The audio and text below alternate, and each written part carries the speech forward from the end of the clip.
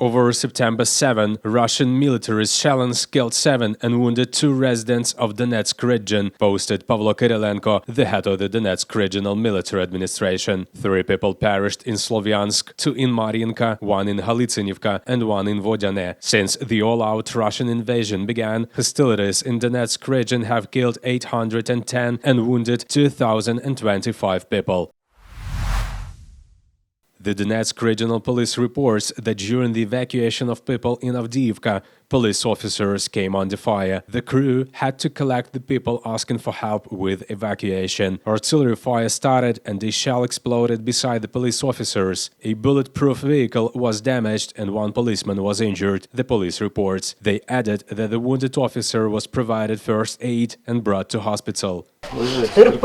Be strong. No one said it would be easy. It's adrenaline rising now. This shot could have been in the heart. It could have hit in the back under the blade bone, and that's it. In spite of the shelling, the police reached the civilians and took them to safety. 1,500 people out of over 30,000 remain in Avdiivka. The law enforcement bodies call on the locals to evacuate. Even under fire, the police works in the town around the clock and are able to evacuate the citizens, the police notes.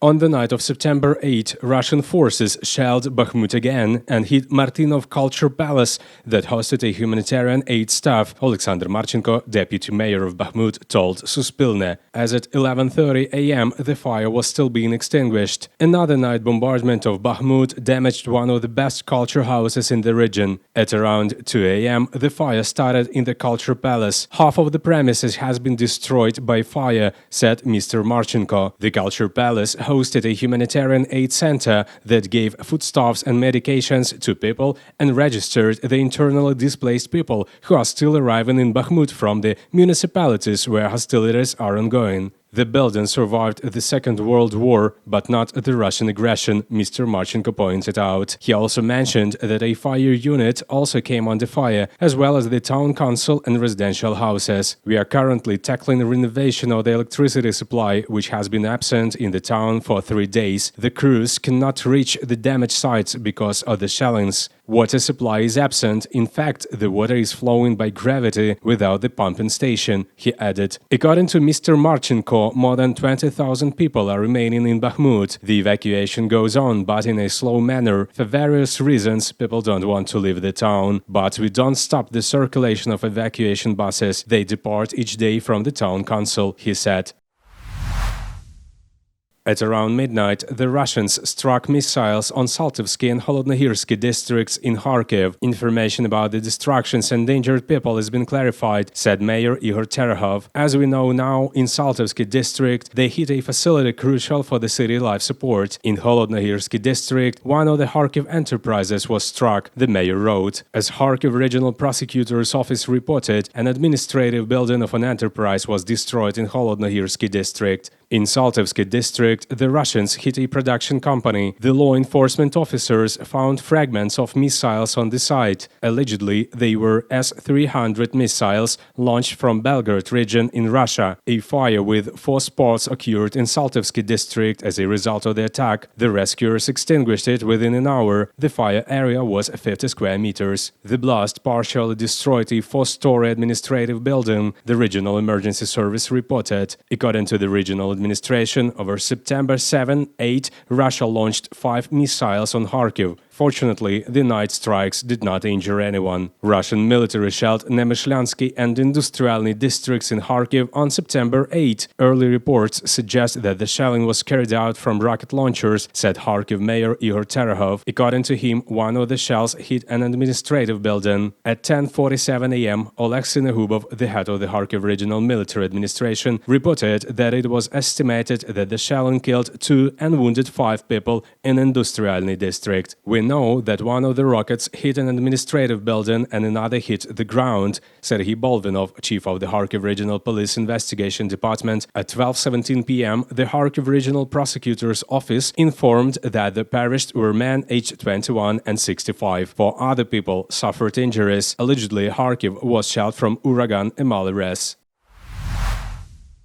Valentin Reznichenko, the head of regional military administration, announced that on the night of September 8, Russian troops 4 times shelled Dnipropetrovsk district of Dnipropetrovsk region with BM-21 and heavy artillery. In Nikopol, 11 private houses and household buildings near them, several solar power plant panels and a local gymnasium were damaged. The power line is broken. Electricians are already working on restoring the light. Marhanets Hromada was shelled 3 times. An enterprise is damaged. Specialists work on site. The scale of destruction in the Hromada is being clarified. According to preliminary data, people are unharmed. Zaporizhia Regional Military Administration on September 7 reported that on September 6, Russian troops shelled settlements of Poloivsky and Zaporizhsky districts of Zaporizhia region. As a result, 15 private houses, 3 high-rise buildings and the territory of the enterprise were destroyed. There was no information about injured citizens. According to the message, the biggest destruction occurred in the cities of Orikhiv and Hulaypole. Some houses were completely destroyed and some shells hit repeatedly, increasing the level of damage. In the urban top village of Komyshuvacha, infrastructure objects came under Russian fire. Law enforcement officers documented the damaged premises of a workshop at one of the local enterprises. Also, the property in 6 apartments of the village residents did not survive the armed Russian liberation, the regional military administration informs. Also, Russian troops hit residential buildings in the village of Mala Tokmachka, Poloivsky district, with shells. According to Alexander Staruch, the head of the Zaporizhia Regional Military Administration, 8 people receiving humanitarian aid were in one of the yards during the shelling. As a result of the shelling, 7 people were injured, 3 died. The main department of the State Emergency Service of Ukraine in Mykolaiv region reported that during the day of September 7, rescuers extinguished 6 fires in Mykolaiv region. One of them occurred as a result of shelling by the Russian armed forces. According to the rescuers, dry grass in the open area in the village of Ivanivka of Kutsurub Hromada in Mykolaiv district was ignited due to the impact of Russian ammunition and fragments from it. The fire was extinguished in an hour and a half on an area of 1 hectare.